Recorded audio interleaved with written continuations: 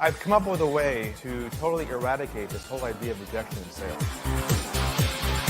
If it's over at hello, how the heck are you going to succeed in selling? You've got to rise above that and change your mindset.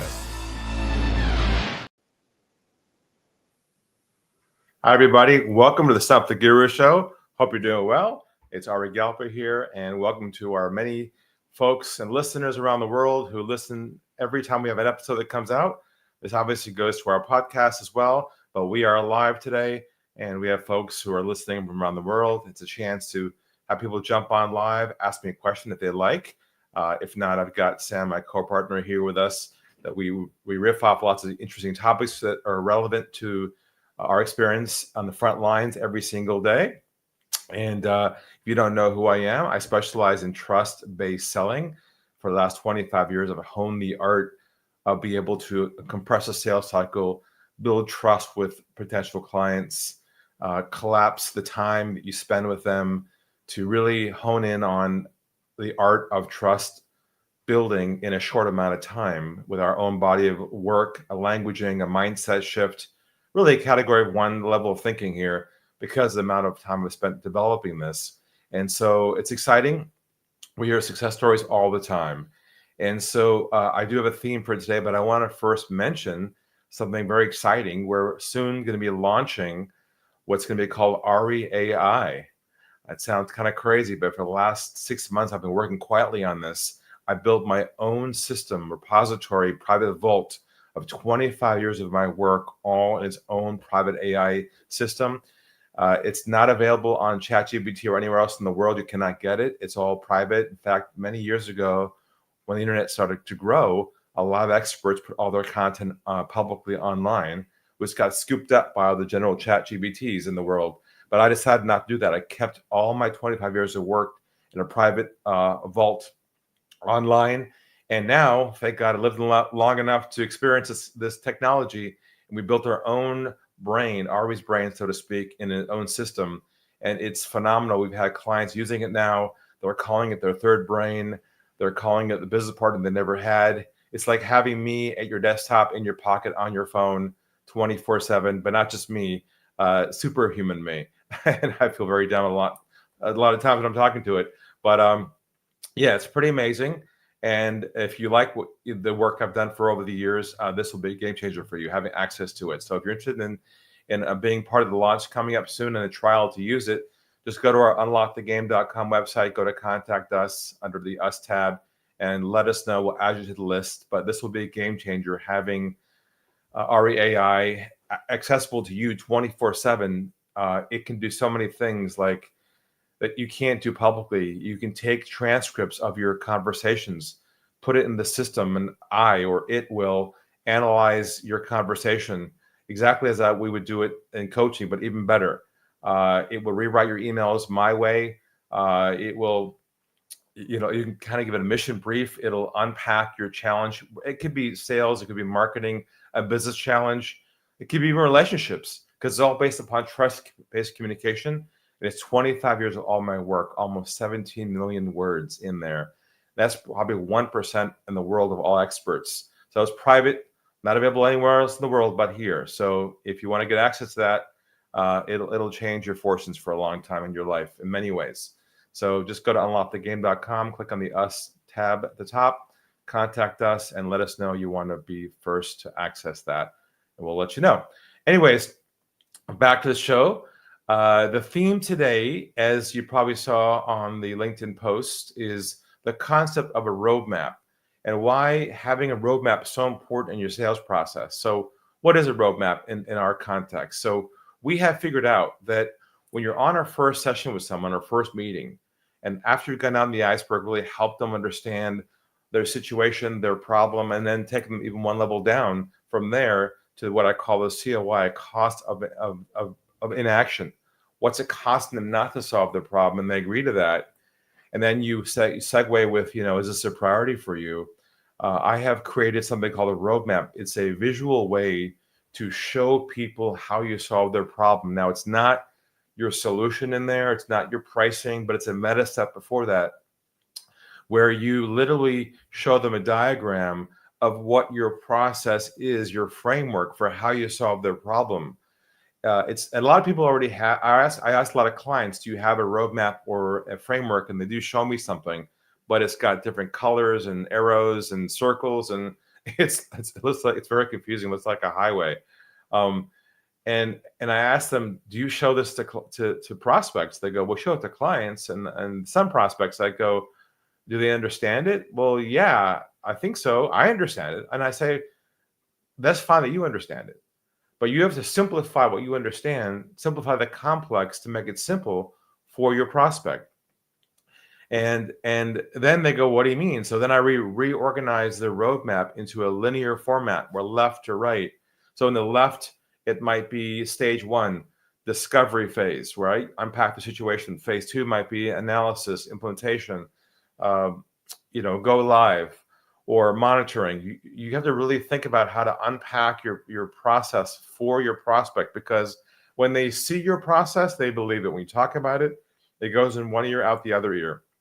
It does not absorb. And they need that structure to trust you, because they have to buy your process first before they're going to buy you. So just keep that in mind. If you do have a consulting model or a services business, or something that requires an onboarding process with a client or prospect, you have to map that out in advance. Show them that during your initial conversation, so they then agree to schedule a next call with you on your calendar to start your next step in your process. That's not happening right now. Then you're probably chasing a lot of ghosts. People are probably saying, do you want to think about it? You're probably overeducating, and you're not converting as high as you should. So if you want to learn more about how to get that working for yourself, reach out to us. Just go to unlockthegame.com, click on the free consultation or the free books button there. Get a copy of my book for free mailed to you, and then have a chat with us, and we can help you along the way to think this through and show you examples of this as well, because it's critical to not losing high quality opportunities on your first meeting. And without that, with that void left, without the roadmap, you'll be stuck having to answer questions, do free consulting, and educate people, which is the last thing you want to do, because that's been commoditized, and they're going to shop you over somebody else. All right. So on that note, we'll jump over to Steve. And Steve, who do we have back there for the show today? All righty, here we go. And keep in mind, with REAI, ChatGPT doesn't have any of this. This is the common thread that you and I have discussed a million times, that, look, ChatGPT has become an integral part of society, business. People use it for all different things, whether it's asking simple questions or really, kind of detailed. Nobody goes super deep. But with REAI, we could go so deep. And when we frame out entire deep thought questions, it's insane. And I'm going to leave it at that. And people could go to the contact page and talk more and find out more from there. But I'm going to bring on John Martin. He's going to let us know a little bit about himself and his question for you. So let's bring John on. Hey, John, how are you today? Pretty well. I didn't realize I was going to be on the show here. I'm a financial advisor in the Buffalo, New York area. I'm finding it difficult to connect with qualified prospects. I've been doing a lot of emailing with tax savings concepts and information, but I'm getting very little response activity from it. Who are you emailing to? A list of business owners. Do they already know you, or is this a cold from scratch email? Cold. Okay, that's challenging, because you're taking the path of least resistance there, because they don't know who you are. And email, unfortunately, is losing its effectiveness, as you know, because everyone's got tons of emails in their inbox. Just like LinkedIn, if someone contacts you, you don't know who they are, you usually ignore them. So you got a real challenge just going through that medium at all. But let me ask you a question, just for fun. What's an example of a subject line that you might use in one of those emails? Do you remember? Tax-free retirement. Oh, okay, gotcha. Okay, so you might want to consider, we can play with what you've got currently by tweaking some of your languaging. Okay, so maybe you might want to change that to a question. Are you ready for retirement? Are you overpaying on taxes? Are you, whatever your thing might be. But I think if you ask it a question or put a question in there, you might get a better open rate to start as opposed to just a statement. Does that make sense? Yes. That'll be a start to tweak that if that's the only channel you have. Do you have one handy you can read to me real quick? I can just hear what you wrote in there. Maybe I can tweak it a little bit. Or do you remember what you would have said there? Yeah, nothing I can bring up. All right, that's quickly. okay. But let me give you some ideas now to help you. Okay. So what you want to do is, I'm not sure what you wrote, but if you want to get a better impact on that, what I would do if I were you is obviously hi, first name, hopefully have their name. Then I'd start telling a story right from the beginning. I would start with, I met last week with a client who came to me who thought they had enough money set aside for retirement. And it turns out they had enough money set aside for 10 years of living, but not 20 years of living. And they'd run out of money real soon. And they took the conventional route. They had money set aside here, money set aside there. They thought they had everything in place, even had their own financial advisor who they're working with. And it turns out the plan was wrong. They didn't think it through correctly. They were missing these elements. Are you sure that you have everything in place for your retirement that does not in any way look like this story? If you're doubtful and not sure or are open to a complimentary consultation, I can walk you through a specific roadmap plan for how to make sure that everything's in place to make sure that you have a margin of safety as you begin heading towards retirement.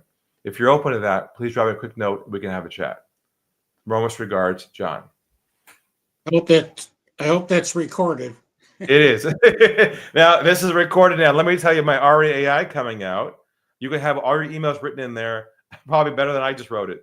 But you can use that tool when it's coming out soon. But anyway, John, I think that should help. Give it a try and let us know how it goes, okay?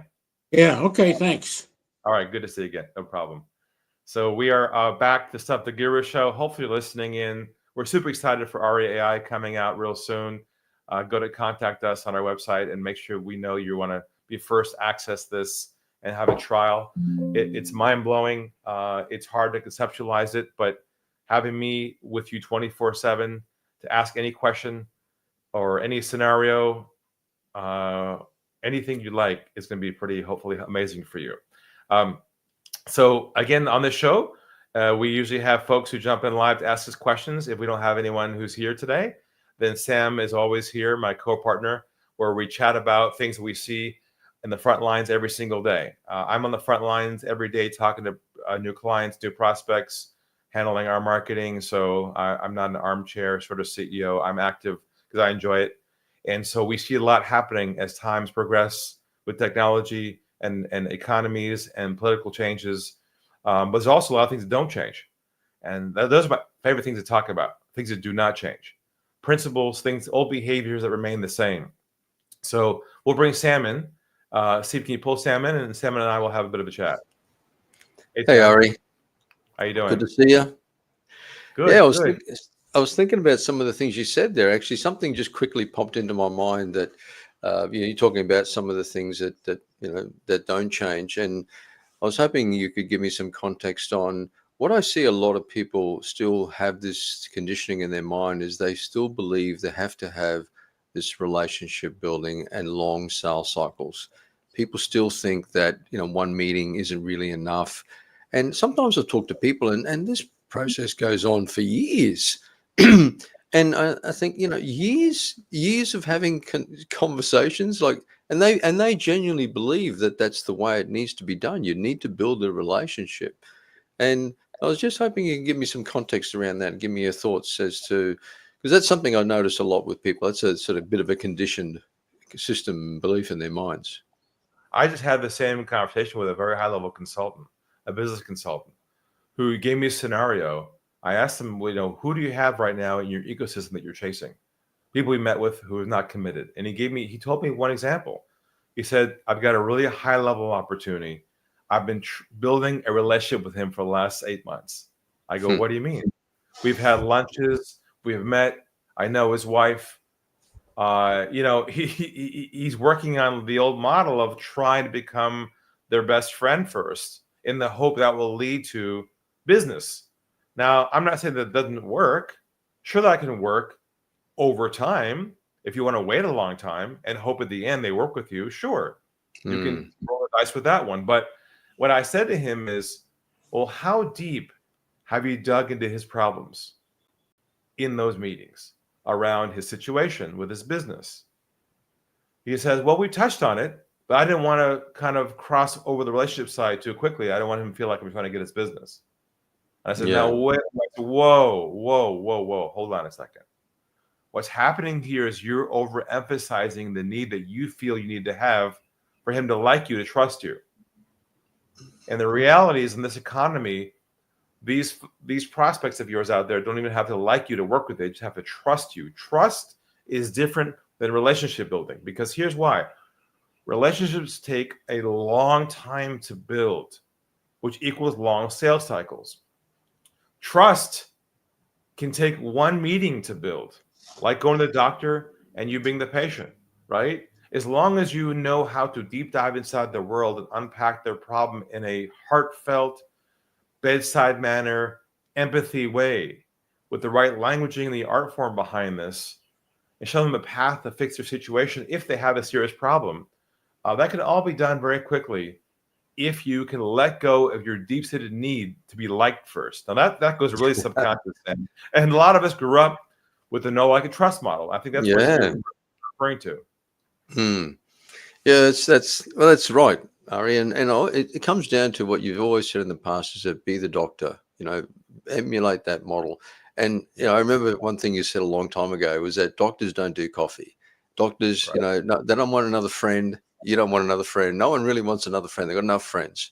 So as you said, you get down to finding the problem, expanding on that, and that's really what the whole purpose of the conversation's about. If you want to have a friendship, that's fine, but understand you're going to be a non-for-profit business for a long time.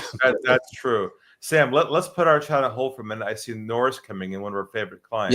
Yeah, Let's sure. have him come in, and I'll come back to you with talk about a post I just did on LinkedIn. Okay. Yeah, no worries. All right. Steve, you want to pull Sam in? Norrison, sorry. Norris. Greetings. How are you? Good. How you doing? Good. I was just checking in. I wanted to. Have you already talked about the mapping? We did the roadmap, yes. So you may have missed that. We also did a pre-announcement of RAI, which you'll experience hopefully soon on our Q&A call for our members only first. And other than that, do you have anything specific today that you wanted to bring up?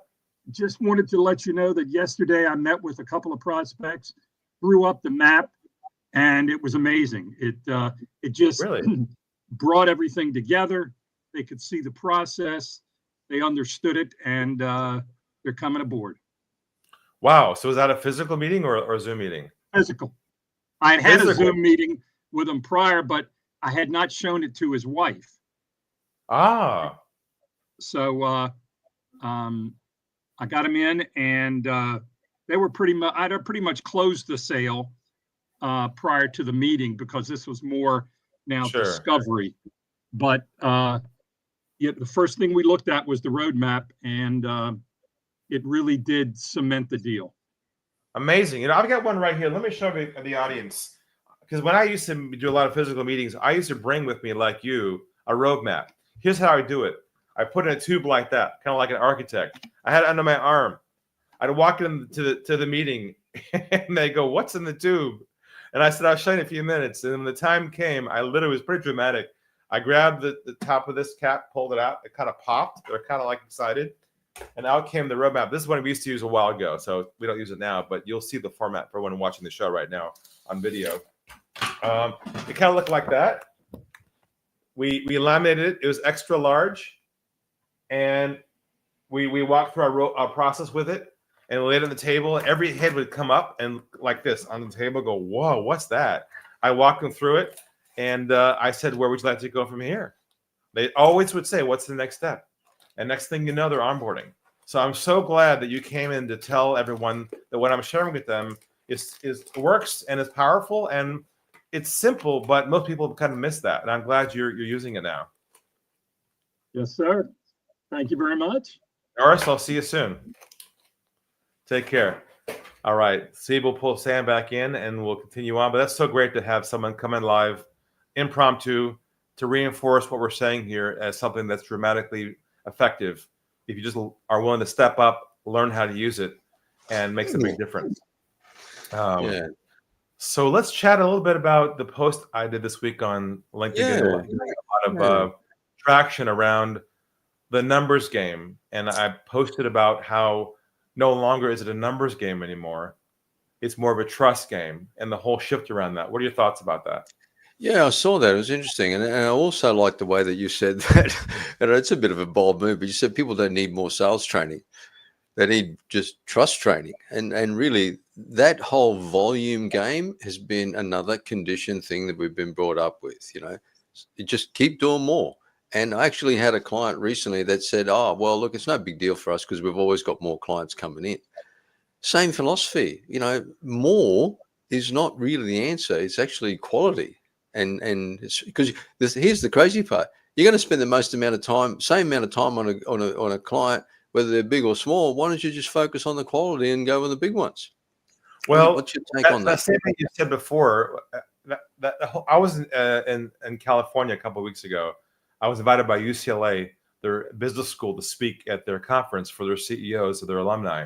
And when I got on stage, when I spoke to them, I said to them, as of today, I want you to throw away all your sales books, fire your sales coaches, and never attend a sales training course ever again the rest of your life. That's the first thing I said. Wow. There was a hush across the entire room. And I said, the reason why is selling as you know it is the problem as to why you're not converting what you should. The selling itself, the act of it as you know it to be. Instead, you have to learn a new skill, which is how to build trust and create trust with your potential opportunities much earlier on without a relationship. And that was the whole light bulb moment. And I walked through the whole process, and a whole bunch of them jumped forward, and they're super excited because they're catching up with where the world's going. But yeah, I think a lot of us have been trained to think funnel thinking. You know, like marketing, you have a big funnel. You put a lot of leads at the top, a lot of handshaking, networking, LinkedIn, as much as you can. If you have a lot of activity, you spend your time, of course, going through all the activity, identifying who's qualified at the end. If you did do the typical sales model, which is educating, relationship building, you lose people at the end. And it's a break. It's a funnel. It's broken. And so our model, as you know, is a sales cylinder, which is a narrow cylinder. Whoever comes in, hopefully they're in your qualified zone. You don't do any selling activities at all that indicate in some way you're convincing them or trying to flex or prove yourself. But instead, you're diagnosing and trust building. And I think that's the real key, is being present with people and not fearful of losing the opportunity, but going inside their world. Yeah, spot on. Yeah. A lot of people measure their wins, but you know what they've got to consider is what's being lost and what's, you know, all that money to bring them in the door. Why not convert them if they're qualified? It makes no sense. Well, most companies measure, like you said, their successes. They don't spend time measuring the losses. The losses are the leads that came through that did not convert. Usually, what they do is they blame the leads, saying they're not qualified. Now, there will be a percentage, yes, that are always unqualified, obviously. But there'll be a chunk inside there that were qualified but did not trust the person to say these words, I'm in. Let's do this. So the real question those listening and watching today have to ask themselves, why are they not getting their potential prospects to say to them on the first meeting, let's move forward and schedule a next step in the process? Why is that not happening? And most likely it's because you're still probably conditioned to certain behaviors or subconscious need to have to prove yourself through education, through credibility, through case studies, and engaging in the dialogue to create momentum and chemistry, which I know is contrarian, but that's the shift. Yeah, absolutely. And there's where the opportunity is. If you plug up that hole and stem those losses, your business could virtually double if you get that right. Well, what you're saying now is important because, see, most business owners, they're focused on getting more leads, more marketing. What they're not focused on is, how can I master the art of converting the opportunities that I currently have and double that rate based on trust. If you only focus on that, you don't spend any more money at all in marketing, because you can double your whole business by just getting 2 more clients a month, or how many you need a month, by just getting more efficient and having the art of the one call sale mastered. And that's, of course, what we do. And you're obviously part of that front line. So I appreciate, Sam, you catching up with me today. It's always fun to banter around with you. And thanks, Ari. Thanks very much. I'll leave you just all as you're watching and listening today. Hopefully you're understanding we're now in a commoditized world. We're in a trust recession. The world has shifted, as you all know. And if you're still selling the way you've always sold and have not mastered the art of constantly trust building in your sales process, from marketing to the end of onboarding somebody, you are losing money for no reason at all. So hopefully this compelled you to at least reach out to us, ask for help, get my book at unlockthegame.com for free, schedule a chat with us, or even better, go to our contact us page, get on the waiting list for our REAI. We're announcing very, very soon. And we'll talk to all of you soon. Be well. Talk later. Bye-bye. I've come up with a way to totally eradicate this whole idea of rejection in sales. If it's over at hello, how the heck are you going to succeed in selling? You've got to rise above that and change your mindset.